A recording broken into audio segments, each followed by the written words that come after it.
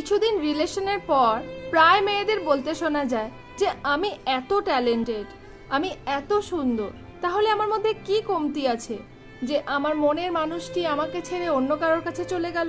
তো যারা এরকম ভাবেন, আজকের ভিডিওটা তাদের জন্য। যদি আমার ভিডিও ভালো লাগে তাহলে সাবস্ক্রাইব করে পাশে থাকবেন।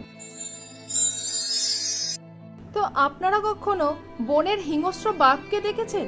যখন সেই বাঘটার পাশ দিয়ে একটা চঞ্চল প্রাণবন্ত উচ্ছ্বাসপূর্ণ হরিণী ছুটে যায়, তখন বাঘটা কি তার মধ্যে থাকা মায়া মমতা উচ্ছ্বাসপূর্ণ রূপটা দেখে না। বাঘটা তখন সেই হরিণীর নরম মাংস কখন খুবলে খাবে সেই ধান্দাতেই থাকে। তো আমাদের সমাজেও কিছু এরকম পুরুষ আছে যারা আপনার মধ্যে থাকা ট্যালেন্ট, মায়া মমতা এসব কিছু দেখতে পায় না, বা এইসব কিছু দেখার চেষ্টাও করে না। তাদের লক্ষ্য শুধু ওই বাঘটার মতোই, ওরা শুধু ইউজ করবে আর চলে যাবে। এবার আপনি হতাশ হয়ে পড়েন আর ভাবেন যে আমার মধ্যে কি এমন কমতি ছিল যে সে ছেড়ে চলে গেল। আসলে এর এক একটা বন্য প্রাণীর মতোই।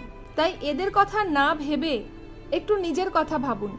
নিজের যে ট্যালেন্টটা আছে, নিজের মধ্যে যে সৌন্দর্য আছে, সেইটাকে নিয়ে খুশিতে থাকুন আর আগে বাড়ুন। আপনার মধ্যে থাকা ট্যালেন্টের কদর করবার জন্য এখনো সেই হাতটা আপনি ধরতে পারেননি, এমন মানুষকে আপনি এখনো চিনতেই পারেননি। আর সেই সঠিক মানুষটার জন্য আপনাকে একটু ধৈর্য ধরতে হবে আর অপেক্ষা করতে হবে।